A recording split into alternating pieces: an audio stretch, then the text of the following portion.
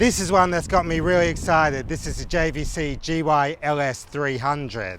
Now the 300 is just like the GY-HM200, which is one I reviewed not very long ago, but the big difference is that the LS300 has interchangeable lenses, and that makes a big difference. So what JVC have here is they've basically got two cameras, GY-HM200, which I would say is more of a news gathering camera, documentaries, and then if you want to do something a bit more cinematic, you go to the LS300, because that's one where you get the cinema look.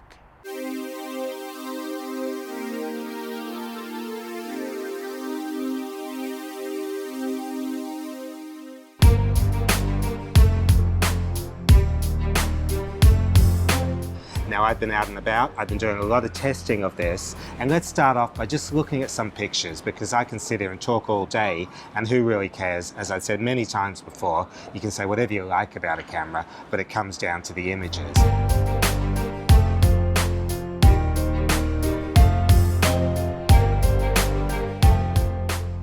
And the images are what really impressed me. Now, you can see I've been all over and I've been using lots of different lenses, and really that's the fundamental difference that separates the two cameras, the HM200 and the LS300. I would actually go as far to say that the cameras are virtually identical. They feel the same in your hands, all the controls are in exactly the same place, and I actually think that's a great thing, because what it means is if you get to know one camera, you can pick up either camera and know where all the functions are. However, having the buttons in one place is one thing. The big deal is that this one has a super 35mm sensor, and as I already said, interchangeable lenses. So let's start by just showing what it looks like without any lens on. You can see that's not a big camera at all. Now, I have here from MTF, courtesy of Mike Tapper, that's a micro 4/3 mount on one side going to Nikon F on the other. And being a big Nikon fan for many years, I can put any of my Nikon lenses on, and I love these because of the fact that I got an aperture ring. And I might love Canon lenses as well, but Canon, I need aperture rings. I know you make your Cinema EOS lenses, but they're really expensive. So that's why I'm using the Nikon lenses, because I can manually control what I'm dealing with here. And the results, as far as I'm concerned, are really quite stunning.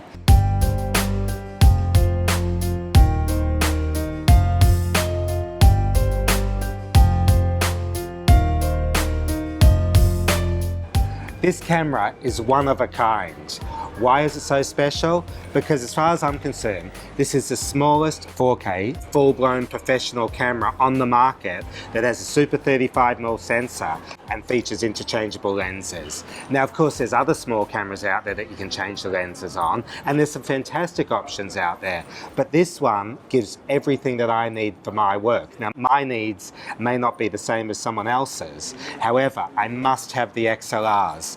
I love the fact that all the switches are accessible. You can put in the gain, you can adjust your white balance, you can adjust your aperture, you've got ND filters, you've got all the controls exactly where you need. And I said this about the GY-HM200, and it applies to the LS300 as well.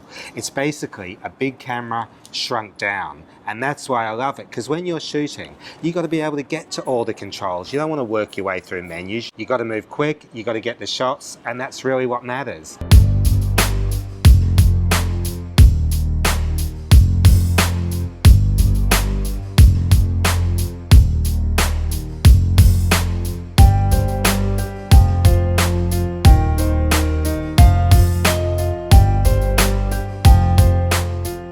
Now the focus assist on this camera is absolutely fantastic, and it's also really important that it works brilliantly, because when you're working with a super 35mm sensor, you got that really shallow depth of field, and even a tiny little bit out of focus, and it shows in the final result. You want to be bang on with the focus, and I have to say this focus assist is one of the nicest I've used. It does work like a lot of the other ones out there.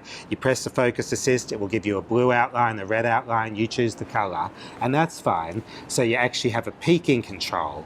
But what is so wonderful about the focus assist is you've got a little joystick, and when you actually choose the focus assist with expanded focus. It punches in on the image, and then you can use the joystick to actually move onto the area that you want to see in focus. Because when you punch in on the image, it might be that you're filming a talking head, you're doing an interview, and it punches in and you're looking at part of his arm. Well, really you want to see the center of his face, so you just use the little joystick and that will move you onto the bit you want to see, and you can get absolutely critical focus, and that matters tremendously. Like I said, a tiny little bit out on the focus, it ruins your shot. Bang on, you got what you need. Other things that are really nice, and I said much of this in my HM200 report, the battery system. Stick a battery on, you get like 3.5 hours. It's absolutely ridiculous. 2 batteries will get you through an entire day. I've got other cameras, bigger cameras, that are really power hungry, and you know, they have their advantages as well, but in terms of power, you end up carrying a lot of batteries around, and you got a lot more charging to do in the evenings. This 2 batteries, like I said, will get me through a full day. If you need extra, have 3 batteries, you're completely set. Something that I haven't tested on this camera, which I'm very interested in, is you'll see if you choose to use micro four thirds lenses on the camera, you can set the aperture, autofocus, and effectively you will have a lens that communicates to the camera. And we can see, looking inside here, that those are the electronic controls. Now, the way JVC have done the mount on this using a micro four thirds mount is actually a little bit unusual, and I applaud JVC for having the guts to go a little bit non-standard. What you've got is you've got a super 35mm sensor and a micro four thirds mount. Micro four thirds as a lens mount lets you put just about any lens onto the camera. There's, you know, a whole lot of lenses that you can get adapters from micro four thirds to another system. You can put Nikon on, you can put Canon, you can put Leica, but the lens mount is incredibly strong, and not only that, it's incredibly versatile, so you can put lots of different lenses on.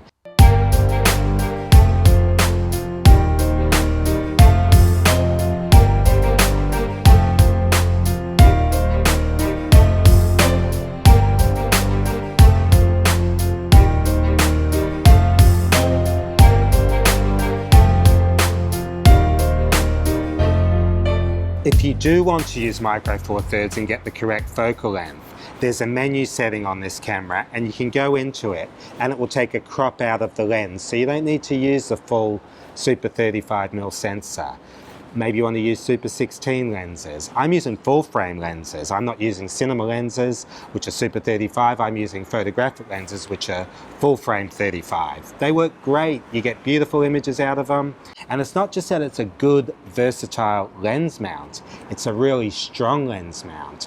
Now, I put on my big lenses. I put on this one, which is my wonderful Nikon 80 to 400mm lens, which is a lens I absolutely love. And if I take off the one I've got on now, which is a 17 to 35, put on the big lens, like I said, it's a good strong lens mount. Now that's fantastic. I've been told before that if your lens actually has a ring around it and a place to put the plate, that you should really mount the lens as well. But I see no indication of that being too heavy for this camera to hold. So we've got what's actually quite a small versatile camera with this tremendous versatility for putting different lenses on. And that's why, for me, this is such an incredible camera, because I do a lot of shooting all over the world. Sometimes I need to put cameras into a bag and look like a tourist. If I put this camera into a bag, take off the big lens, put on something like this, which is a Nikon 50mm 1.2, which is a wonderful lens. I mean, really, I don't think too many customs guys are going to think I'm doing something serious. And if I want to be a little bit more discreet, as you can with the HM200, you can take off the handle, and that's what you got. And you just look like you're a guy coming in to do some filming, but really you have a powerhouse of a camera in your hands. And I mean that sincerely. As far as I'm concerned, this competes with a lot of the bigger cameras I've been using. Now, of course, there's room for many different cameras in what we do, and I'm not saying this camera will do it all, but for what I need, I'd say it does pretty much most of what I need to do, and that's why I think it's fantastic.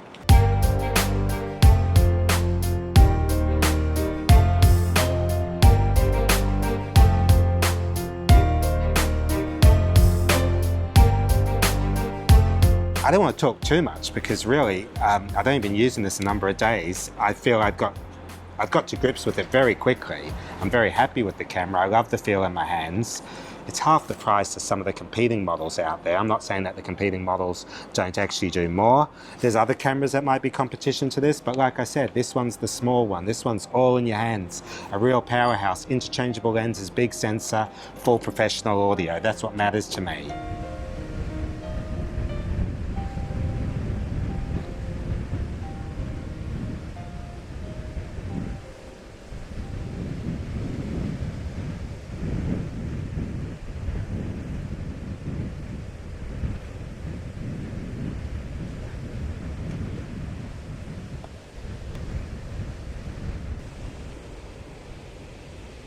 One final point, the codec. Same as the GY-HM200, records 4K at 150 megabits a second. You can do HD at 50p, 60p, 24, 25, 2997, that's all fine, that's great. However, the codec, certainly what I'm recording, which is .mov, which integrates beautifully with Final Cut Pro 10. You just put your card in, take the files in, your .mov files work straight away, no transcoding, nothing, it's all fine. However, if the H.264 encoding 4K at 150 megabits a second doesn't give you the full amount of information that you might need, maybe you've got a particularly fussy client, maybe you're shooting a high-end commercial, maybe you just want more information to work with, then you have the SDI on the side. You can take HD straight out the side, uncompressed, and you can also take the 4K over HDMI. And then you take something like this wonderful device, I'm sure you know what that is, that's the Atomos Shogun. Just put that onto the camera and then connect it up. If you want to do 4K to the external recorder, you got to do it over HDMI. That's just the way the system works.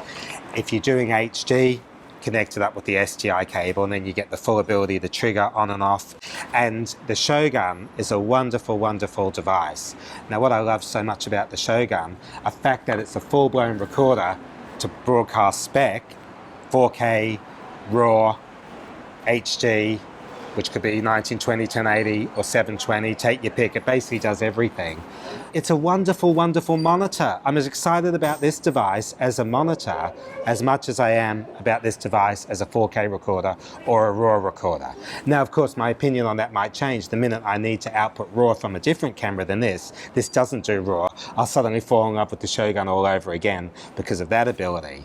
But certainly for what I've been doing this week, it's just a stunning monitor. I really am taken with its monitoring abilities. So it really depends what your needs are with the Shogun. Some people will get excited because it does 4K. Some people will be excited because it's a great monitor. Some people love it for all reasons. The Shogun is a very useful device and a very useful addition to the camera. And of course you can put it on an arm and position it elsewhere.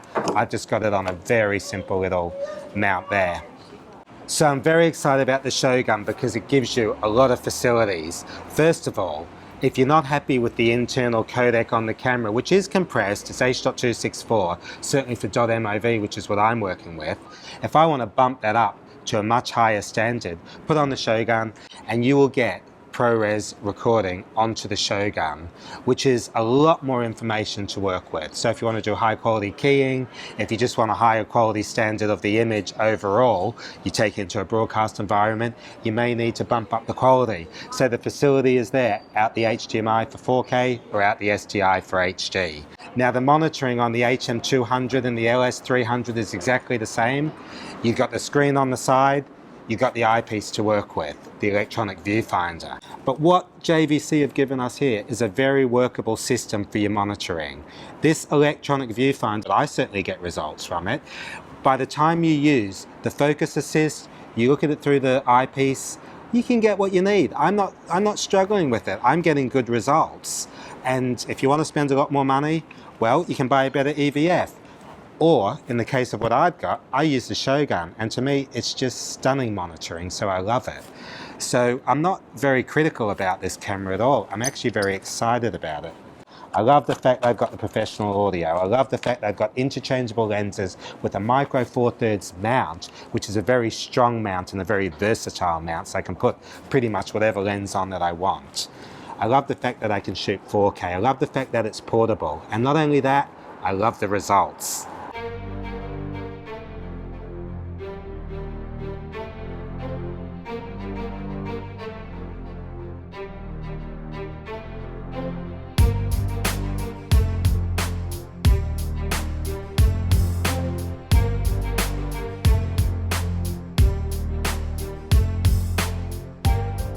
So to wrap up, let's watch some pictures. You can determine for yourself just where this camera fits in. As far as I'm concerned, the images are really good.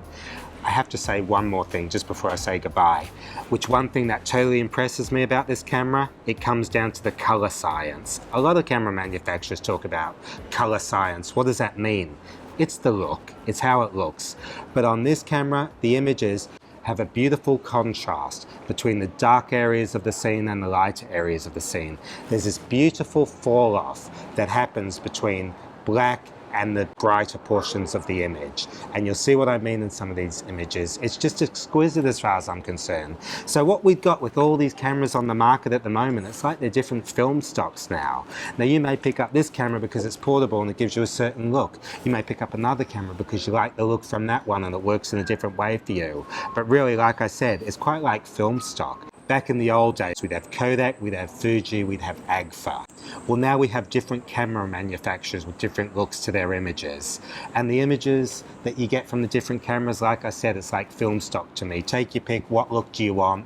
Which camera do you like the way it works? And how portable is it, or how nice is it in your hands, or is it suitable for the sort of production? Or the client demands, if a client has a demand on what you're shooting. But really, it's different looks, different lenses that you can use on the camera. So I said a lot, I probably said too much. I'm going to stop talking. You can watch some pictures and see in your mind where this camera actually shapes up in terms of the look and the quality. I know what I think, I told you that. Let's finish with some pictures.